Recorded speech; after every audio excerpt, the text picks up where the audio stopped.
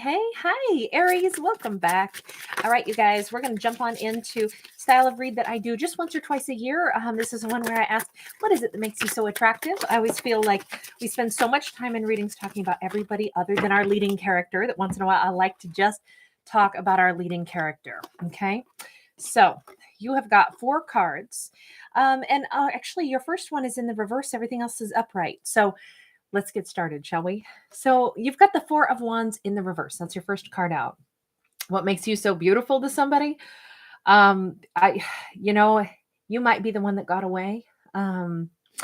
You might be the kind of person that somebody knows. It's like, oh my gosh, you are the thing that makes other things stable. You can look at a situation that is unstable and there's a quality to you because the 4 of Wands is all about balancing, right? It's all about in a business, in a relationship, whatever it is, it's about 2 entities or 2 people that balance each other beautifully.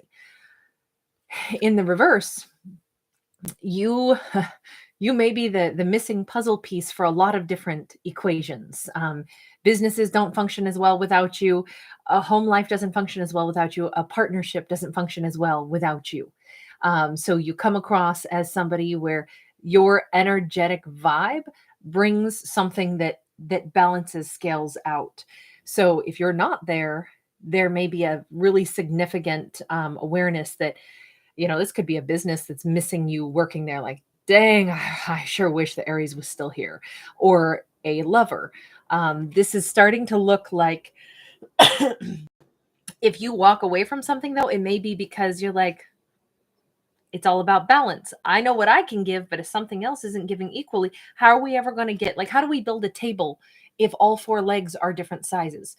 How do we build in this case, it's more like a little, like a pavilion type thing, these 4 posts with all of the flowers adorning the top of it. But still, we kind of want things to look balanced, right? You can't have one post that's 3 feet tall and one that's 9 feet tall and expect that you can drape the garland of flowers and then dance under it. Things have to be organized. If things are not balanced, you may be really good at saying, you know what, if it's not going to be equal, then it's not going to be stable. And that is very attractive, to be able to point out what needs to be dealt with, even though that could be a really hard thing to do. But if you have the ability to call it like it is, say, no, this would have to be balanced, this has to be fixed for this to actually flow. That's a real gift.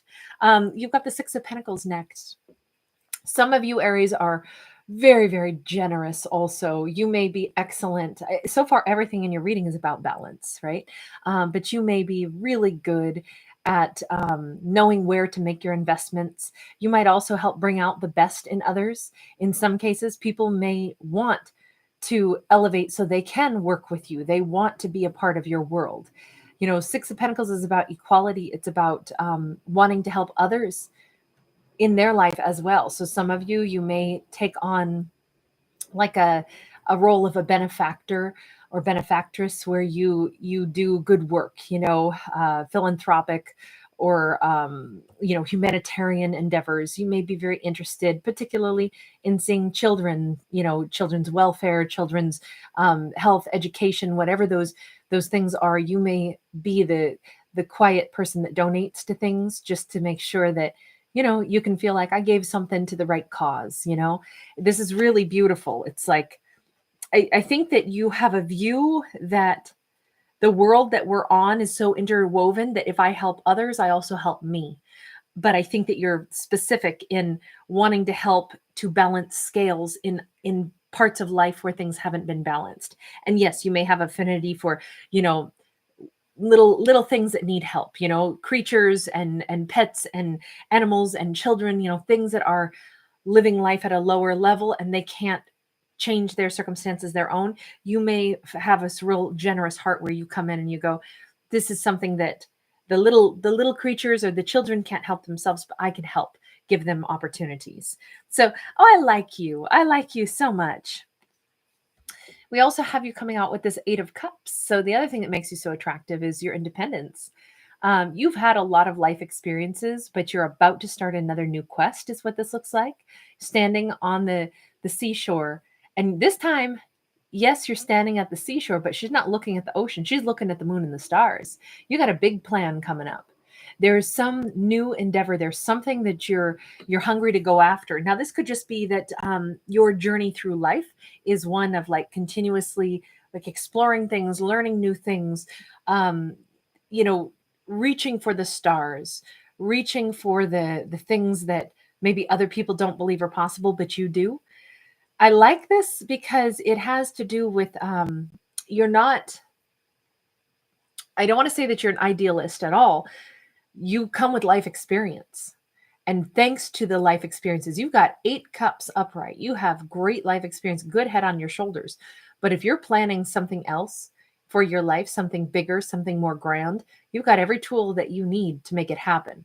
You may be somebody that you trailblaze, you start new endeavors, you do things, you maybe you're an explorer, maybe you go beyond where other people have gone. Maybe you have a new way of doing something, uh, a product. Maybe you're an engineer. Maybe you're developing something. Maybe there's even I want to say some of you might be giving your time and attention to a project that is actually in another country or to something where you go, no, my heart is there. I want to give my energy to this thing.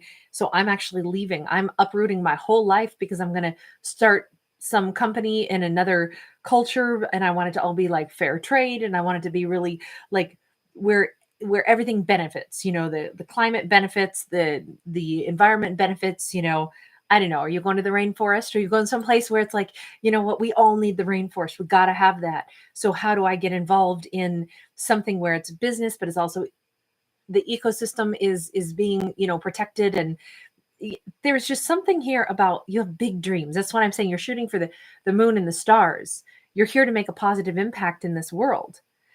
The fact that you do come across as such an independent person, there's something here about you could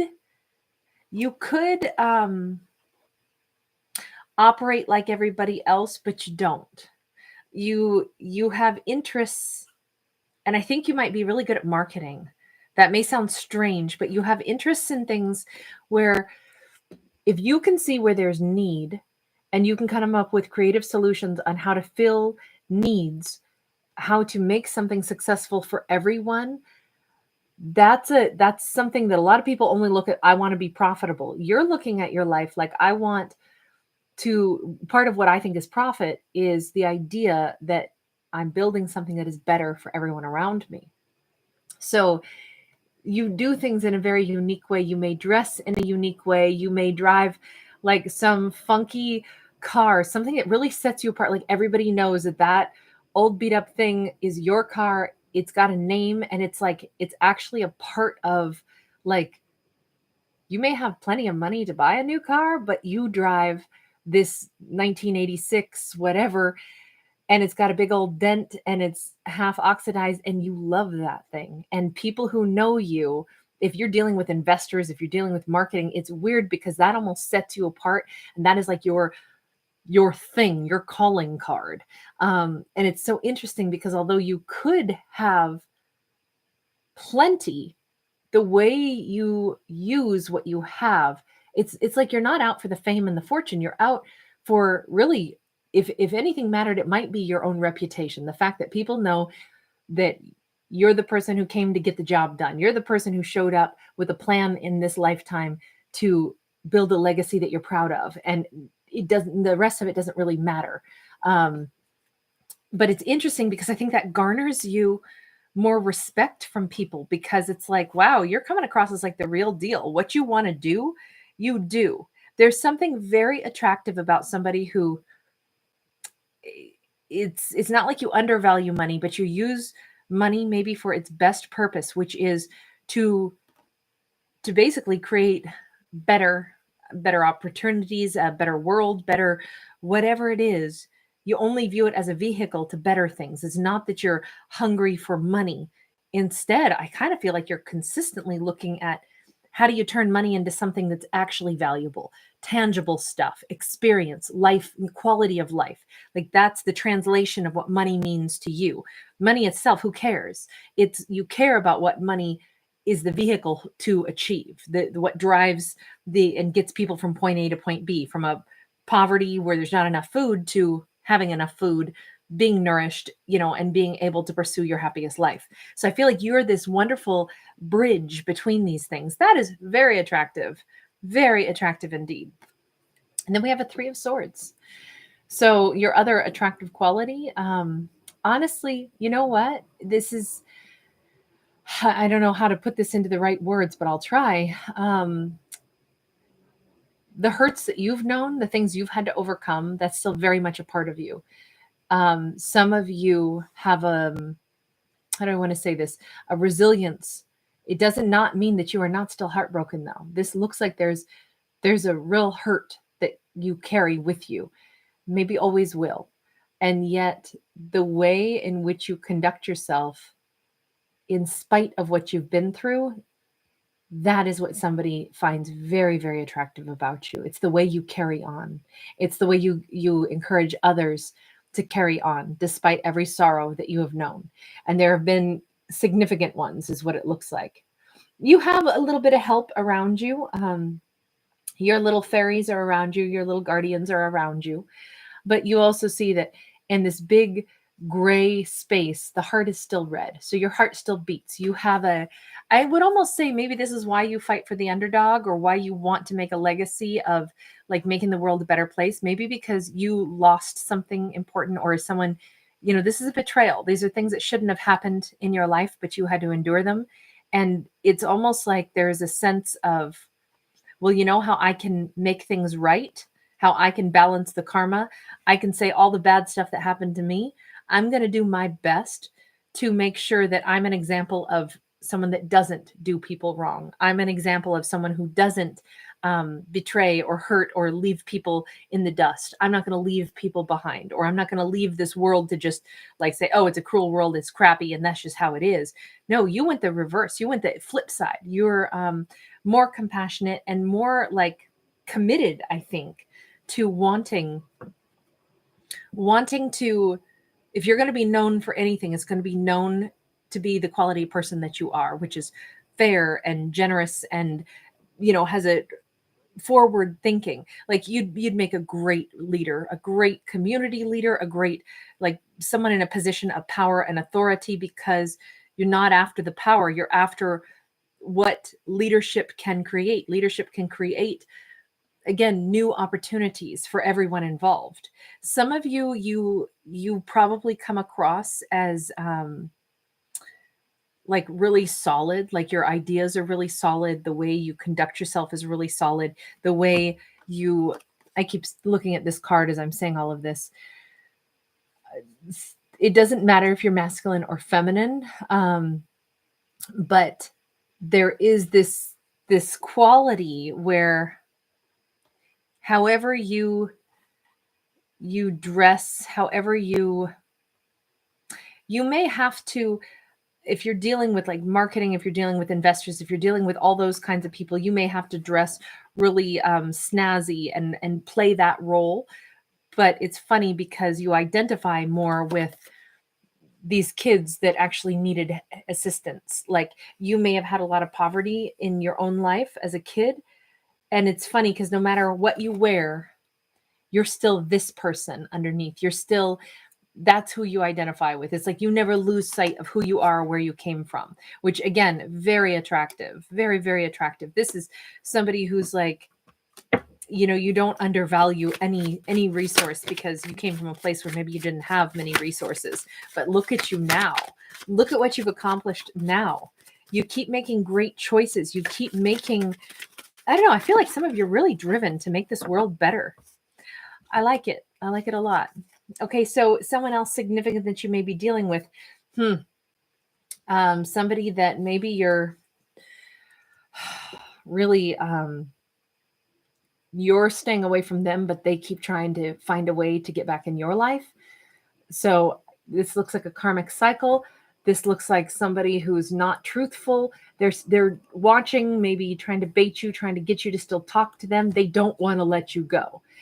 Even though I think They might have even been the ones to walk away to try to get you to chase, since we have like, Four of Coins in the reverse is like, okay, we've let go. Well, no, we haven't. That was a lie. This person's hiding right in the shadow, and they still left. This is the person who leaves, something at your house so they can still call you later, because really they don't want this to be over. So this seems like somebody who's, it's interesting because this could be someone who's they're operating out of a lack mentality. Like they need to feel like you really want them and like you'll chase them to tell them how much they matter. But unfortunately, that's maybe something that someone needs to work on. When we see the Queen of Wands in the reverse, this is somebody who doesn't maybe have great self-esteem, which is maybe why they play this role that, oh yeah, I'm done, it's over, when all they're wanting is, please call me, please show up, please, talk to me, please don't let me go. Like that's what this is looking like. So there is somebody, and this could be a part of what that we saw with that Four of Wands, the absence of you is very there. It's very much present for them. Your energy remains present. They want you back is the only way I can say this, but they're not lifting a finger to do it right now in this story. Seven of Coins. They think that maybe later on, this could still work though. Maybe later on they can get you back, or that later on the two of you will have success. I don't know. I feel like this person is in the present. They just want to see, are you still thinking of me? But it's really because they're the ones thinking of you, that they're trapped in a cycle and struggling with just being upfront. I think that this person knows that you're really abundant. This person might be, I don't know. This is not great. This is not great to try to hold on while pretending that you're not. It just kind of looks like somebody who needs to get their act. They might think you don't want to be with them, and the way they're acting is maybe why you don't want to be with them, but that's the same thing that they don't seem to be addressing just yet. So I don't know. That's just a little side note that somebody is maybe wishing for you to still give them attention, even though they're quote unquote gone. It doesn't look like they're gone. They're just hiding in the shadow watching. That's what we got with that. So anyway, I'm just going to leave that there, you guys. As always, these are just stories, so you can take it or leave it. Don't let it get in your head. I'm not a psychic, not a fortune teller. I don't tell you how your life's going to go. Only you decide that. But I hope you have some fun when you come to visit. Bye, guys.